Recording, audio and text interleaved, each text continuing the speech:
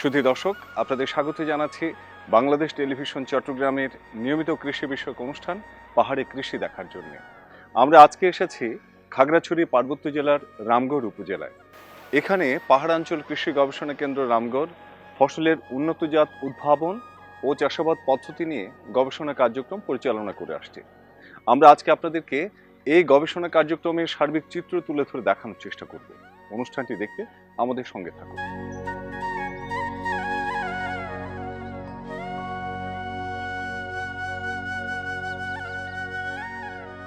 বাংলাদেশের অর্থনীতিকে মজবুত ভিত্তির উপর প্রতিষ্ঠিত করে প্রবৃদ্ধিকে এগিয়ে নিতে বিভিন্ন খাতের পাশাপাশি কৃষিখাত অনন্য ভূমিকা পালন করছে।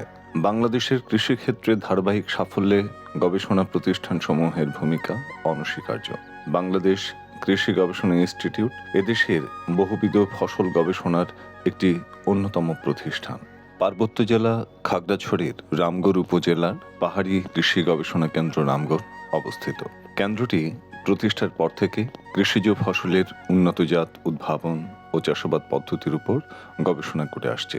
পাহাড়ি এলাকা সহ সারা দেশের কৃষিতে গুরুত্বপূর্ণ অবদান রেখে চলেছে এই কৃষি গবেষণা কেন্দ্রটি। পাহাড়াঞ্চল কৃষি গবেষণা কেন্দ্র রামগড় খাগড়াছড়ি বাংলাদেশের সবচেয়ে বড় গবেষণা প্রতিষ্ঠান। বাংলাদেশ কৃষি গবেষণা ইনস্টিটিউটের একটি বিশেষায়িত গবেষণা কেন্দ্র, যা পাহাড়ি জনপদের খাদ্য নিরাপত্তা নিশ্চিত করার উদ্দেশ্যে উদ্যানতাত্ত্বিক ফসলের উপর গবেষণা পরিচালনা করে আসছে। অত্র কেন্দ্রটি 1964 সালে প্রায় 205 একর জায়গা নিয়ে প্রতিষ্ঠিত হয়। তখন এর নাম ছিল মৃত্তিকা সংরক্ষণ কেন্দ্র। সুধী দর্শক, আমরা এখন কথা বলবো পাহাড়াঞ্চল কৃষি গবেষণা কেন্দ্র রামগড়ের বৈজ্ঞানিক কর্মকর্তা রকিবুল হাসান নিটুলের সাথে। কেমন আছেন আপনি? জি, ভালো আছি। আপনি কেমন আছেন? জি, ভালো আছে। আপনার কাছে জানতে চাইবো, এই যে পাহাড়ের কৃষি গবেষণা কেন্দ্র, এই গবেষণা কেন্দ্রের মাধ্যমে আপনারা গবেষণা কার্যক্রম পরিচালনা করছেন। এই গবেষণা কার্যক্রমের আসলে উদ্দেশ্যটা কি, এই বিষয়ে নিয়ে যদি একটু বলতেন। আমাদের এই গবেষণা কার্যক্রমের মূল উদ্দেশ্যটা হলো যে এই সব পাহাড়ের উপযোগী কিছু ফলের জাত এবং অন্যান্য ফসলের জাত নিয়ে আসা, যাতে এই পাহাড় অঞ্চলে আরও বেশি করে কৃষিকে ছড়িয়ে দেওয়া যায়। বিভিন্ন জায়গায় কৃষির উৎপাদন, যে জায়গাগুলো এখনও পতিত আছে সেই সব জায়গাগুলোতে যাতে বেশি করে কৃষির উৎপাদন বাড়ানো যায়। এজন্য আমরা বিভিন্ন ধরনের ফল, যেমন কফি, কাজু বাদাম, এছাড়া বিলাতি গাব, আম, বিভিন্ন ফলের জাত নিয়ে বিভিন্ন ধরনের গবেষণা কার্যক্রম পরিচালনা করে থাকি। এখানে উদ্ভাবিত যে জাতগুলো রয়েছে, এগুলো চারা কলম তৈরির মাধ্যমে এই নার্সারি পরিচালনা করছেন। তো এই নার্সারি ব্যবস্থাপনাটা বা চারা কলম উৎপাদন, এই বিষয়গুলো নিয়ে যদি একটু বলতেন। যে আমাদের একটা উদ্দেশ্য হচ্ছে যে কোনো ফল বা ফসলের উচ্চ ফলনশীল জাত উদ্ভাবন করা, কিন্তু শুধু জাত উদ্ভাবনের মাধ্যমে সীমাবদ্ধ থাকলেই কিন্তু সেটা হবে না, সেটা কৃষক পর্যায়ে ছড়িয়ে দিতে হবে। তো ছড়িয়ে দিতে হলে আমাদের যে জিনিসটা সবচেয়ে বেশি দরকার সেটা হচ্ছে এই ফলের চারা কলম উৎপাদন। তো চারা কলম উৎপাদনের জন্য মূলত আমাদের নার্সারির কার্যক্রমগুলো পরিচালনা করা হয়ে থাকে। এর কার্যক্রম অনেক ব্যাপক। এর একটা উদ্দেশ্য হচ্ছে, আপনারা জানেন যে বীজ থেকে, ধরেন কাঁঠালের কথাই যদি আমরা বলি, কাঁঠালের বীজ থেকে যে চারাটা পাওয়া যায় সেই চারাটা কিন্তু আসলে মাতৃগাছের যে হুবহু গুণাগুণ আপনি পাবেন না। কাঁঠালের যে বীজটা পাবেন, দেখা যাবে যে ওই কাঁঠাল থেকে যে একটা বীজ আপনি মাটিতে দিলেন, সেখান থেকে যে চারাটা হলো, পুরোপুরি তার গুণাগুণ আমার কাঁঠালের যে যে মাতৃগাছটা তার সঙ্গে সামঞ্জস্যপূর্ণ নয়। তো মাতৃগাছের সঙ্গে সামঞ্জস্যপূর্ণ চারা উৎপাদন করার একমাত্র উপায় হচ্ছে কলম করা।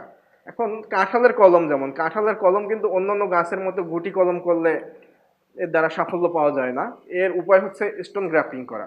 স্টোন গ্রাফটিং এর উপায়টা কি? সেটা হচ্ছে, ধরেন আমরা যে কোনো একটা স্থানীয় জাতের কাঁঠাল, সেটা আমরা বীজটা মাটিতে ফেলে দিই।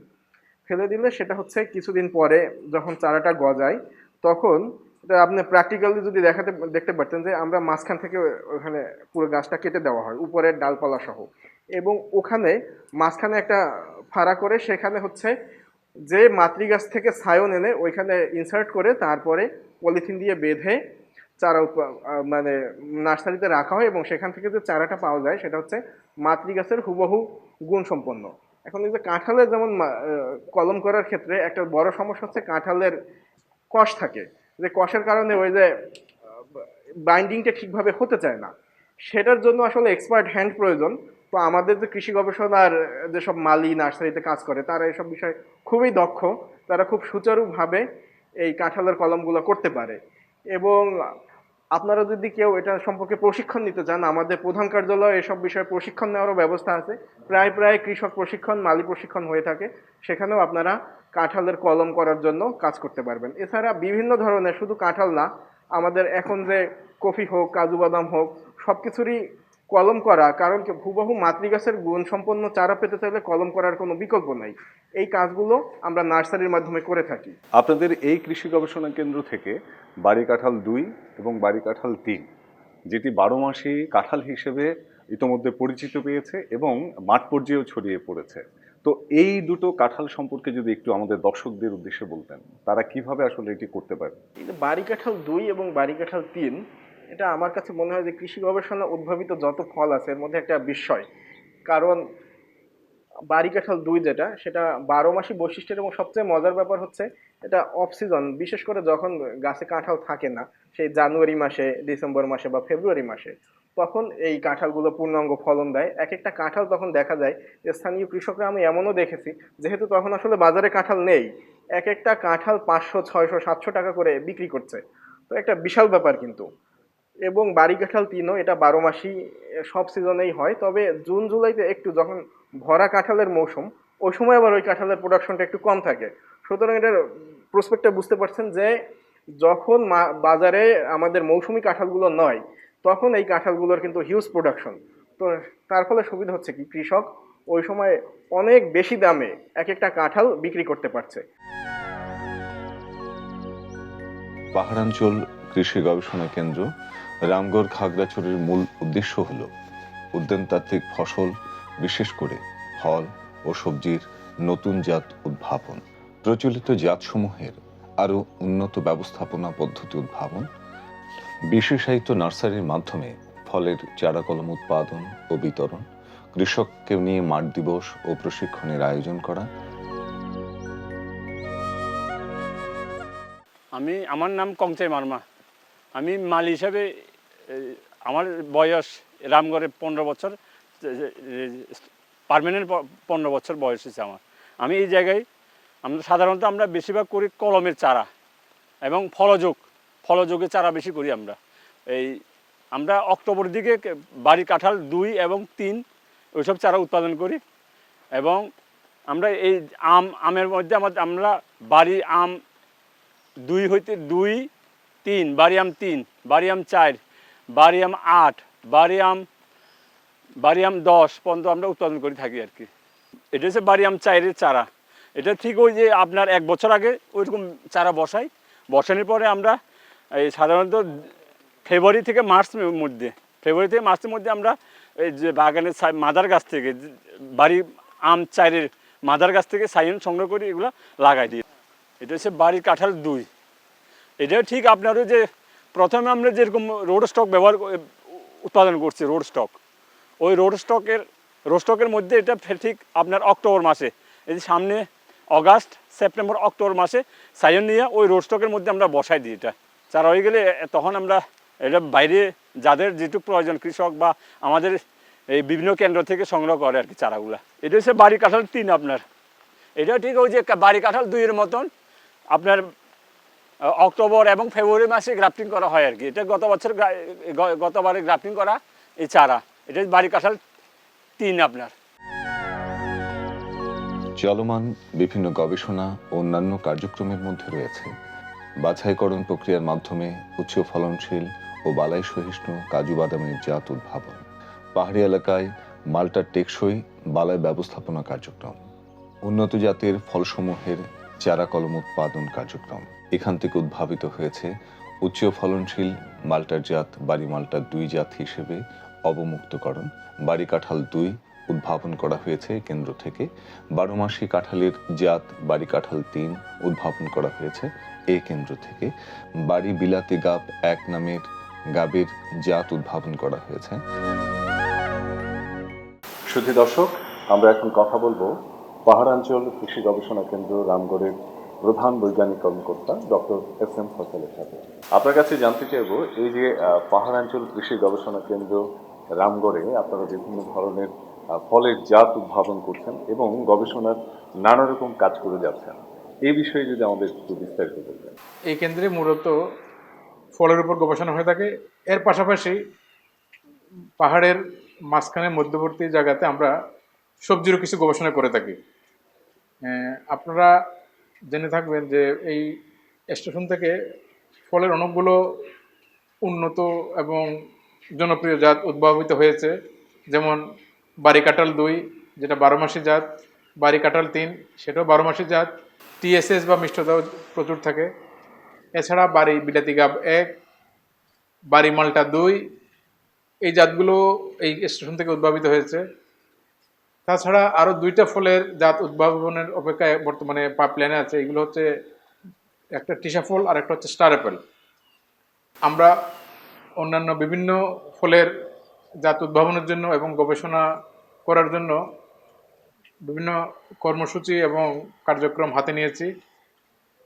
বিগত কয়েক বছরে অত্র কেন্দ্রে বিভিন্ন বিদেশি ফল এবং স্থানীয় অরফান ফ্রুট যাকে বলা হয় বা এতিম ফল, মাইনর ফ্রুটসের অনেকগুলো বাগান করা হয়েছে। আমরা আশা করতেছি এই সমস্ত বাগানগুলো থেকে আমরা অদূর ভবিষ্যতে ফলের আরও বেশ কয়েকটা জাত উদ্ভাবন করতে পারবো ইনশাল্লাহ। এই কৃষি গবেষণা কেন্দ্রটি কতটুকু জায়গার উপর আসলে বিস্তৃত রয়েছে এবং এখানে উদ্ভাবিত যে জাতগুলো রয়েছে এগুলো মাঠ পর্যায়ে কৃষকদের কাছে আসলে কিভাবে পৌঁছাচ্ছে? যে আমাদের এই গবেষণা কেন্দ্রটির আয়তন প্রায় 205 একর। আমরা এখানে গবেষণা কার্যক্রমের পাশাপাশি যে এই কেন্দ্র থেকে এবং বিআরআইয়ের বিভিন্ন কেন্দ্র থেকে উদ্ভাবিত ফলের বিভিন্ন জাত এবং সবজির বিভিন্ন জাতগুলো আমরা কৃষক পর্যায়ে জনপ্রিয় করে তোলার জন্য বিভিন্ন কার্যক্রম আমাদের হাতে আছে, যেমন কৃষক প্রশিক্ষণ, মাঠ দিবস ইত্যাদির মাধ্যমে আমরা আমাদের এই ফলের উন্নত এবং জনপ্রিয় জাতগুলোকে আমরা কৃষক পর্যায়ে এবং মাঠ পর্যায়ে আমরা জনপ্রিয় করে তোলার চেষ্টা অব্যাহত রেখেছি।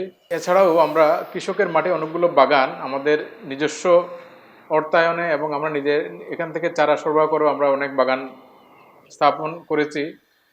এছাড়াও আমরা কফি এবং কাজু বাদামেরও অনেক বাগান স্থাপন করেছি। তো কৃষকের মাঠে বাগান করার জন্য, ফলের বাগান করার জন্য বাংলাদেশ কৃষি গবেষণা ইনস্টিটিউট এবং কৃষি মন্ত্রণালয়ের নির্দেশনা রয়েছে। আমরা সেই নির্দেশনা মোতাবেক কৃষক পর্যায়ে এবং বিভিন্ন উৎপাদনকারীর বাগানে আমরা এই বাড়ি উদ্ভাবিত জাতসমূহের বাগান স্থাপন করেছি। আপনাদের এই কৃষি গবেষণা কেন্দ্রে আমের কি কি জাত রয়েছে এবং অন্যান্য ফলের আসলে কি ধরনের জাত বা বাগান রয়েছে? আমাদের এই কেন্দ্রে বাড়ি উদ্ভাবিত আমের মোটামুটি সবগুলো জাতেরই আমরা বাগান স্থাপন করেছি। আপনারা জানেন যে বাংলাদেশ কৃষি গবেষণা ইনস্টিটিউট বাড়ি আম 18 পর্যন্ত উদ্ভাবন করেছে। আমাদের এখানে আমরা বাড়ি আম 1 থেকে বাড়ি আম 17 পর্যন্ত সবগুলো জাতেরই বাগান স্থাপন করেছি। রাঙ্গামাটি, বান্দরবন আম উৎপাদনের দ্বিতীয় পকেট হিসাবে পরিচিতি লাভ করেছে।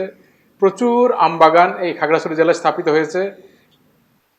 এর মধ্যে সবচেয়ে বেশি বাগান হচ্ছে বাড়ি আম 3 যেটা আমরা আম্রপালি বলি, বাড়ি আম 4 যেটা হাইব্রিড আম, বাড়ি আম 8 এবং নতুন করে এখন বাড়ি আম 11-র চাহিদাটা খুব বেড়ে গিয়েছে। তো আমরা এই স্টেশনে সবগুলো জাতেরই একমাত্র বাড়ি আম 18 ছাড়া সবগুলো জাতেরই আমি বাগান করেছি 2021 থেকে এই পর্যন্ত। আপনারা তো বিদেশি ফল নিয়েও গবেষণা করছেন, তো এখানে আসলে বিদেশি কি কি ফল রয়েছে? কয়েকটা জাত এখানে আমি বাগান স্থাপন করেছি, যেমন মিয়াজাকি এবং কিউজাই, এগুলো হচ্ছে জাপানের জনপ্রিয় জাত। এখানে আমরা 2টা বাগান করেছি। বিদেশি আনারসের একটা বাগান আছে। তাছাড়া স্টার অ্যাপেল এবং টিসা ফল এগুলো বিদেশি ফল, এগুলো বাংলাদেশে ইন্ট্রোডিউসড হয়েছে এবং এই স্টেশনে এগুলো প্রথম ইন্ট্রোডিউসড হয়। আমরা এই 2টা ফলের গবেষণা অব্যাহত রেখেছি এবং অচিরেই খুব শীঘ্রই আমরা এখান থেকে জাত উদ্ভাবন করতে পারবো ইনশাল্লাহ। এবং টিসা ফল এবং স্টার অ্যাপেলের আমরা বায়োকেমিক্যাল অ্যানালাইসিসও সম্পন্ন করেছি। এছাড়া আপনার এখানে অ্যাভোকাডো, তারপরে অন্যান্য বিদেশি বিভিন্ন ফলের জার্মপ্লাজম এবং ফিল্ড জিন ব্যাংক আমরা স্থাপন করেছি এবং এগুলোর আমরা বিভিন্ন আয়তনের বাগানও আমরা এখানে স্থাপন করেছি, যাতে আমরা এখান থেকে জাত উদ্ভাবন করতে পারি। কৃষি গবেষণার মাধ্যমে এই যে উদ্ভাবিত বিভিন্ন ফলের জাত বা চারা বা কলম, এগুলো আসলে কৃষক পর্যায়ে তারা কিভাবে সংগ্রহ করতে পারে? এবং আমাদের দেশে অনেক শিক্ষিত যুবক আছে যারা আসলে এই ধরনের কৃষিকাজের সাথে যুক্ত হতে চায় বা এই ধরনের বিভিন্ন উন্নত জাতের ফলের বাগান করতে চায়, তাদের উদ্দেশ্যে আপনার কি পরামর্শ করবেন? কৃষক বা যারা উদ্যোক্তা ওরা আমাদের কৃষি গবেষণা ইনস্টিটিউটের প্রত্যেক স্টেশনে নার্সারি আছে, এইগুলো ছাড়াও আরও সরকারি নার্সারি যেমন হর্টিকালচার সেন্টার আছে এবং বিএডিসির বিভিন্ন ফার্ম আছে, ওখান থেকে এই জনপ্রিয় জাতগুলো কলম সংগ্রহ করতে পারে। এছাড়া যারা শিক্ষিত বেকার বা শিক্ষিত যারা যুবক আছে তারা যদি স্ব-উদ্যোগে বাড়ি উদ্ভাবিত জাতগুলো নিয়ে বাগান করতে চায়, তাইলে আমরা কৃষি মন্ত্রণালয় এবং বাংলাদেশ কৃষি গবেষণা ইনস্টিটিউট এবং উদ্যানতত্ত্ব গবেষণা কেন্দ্রের নির্দেশনা অনুযায়ী আমরা তাদেরকে সহায়তা এবং সাহায্য করতে পারবো। কৃষক পর্যায়ে বাড়ি কাঁঠাল 2 ও 3-এর 30-এর অধিক বাগান স্থাপন করা হয়েছে। কফি ও কাজু বাদামের উপযোগিতা পরীক্ষার লক্ষ্যে কৃষক পর্যায়ে 10-এর অধিক বাগান স্থাপন করা হয়েছে। দেশি ও বিদেশি নানান ধরনের ফলজ ও বনজ গাছের এক বিরাট সংগ্রহশালা গড়ে তোলা হয়েছে, যা আমাদের ভবিষ্যৎ জাত উৎপাদনের জন্য কৌলিক তাত্ত্বিক সম্পদ হিসেবে বিবেচিত হবে।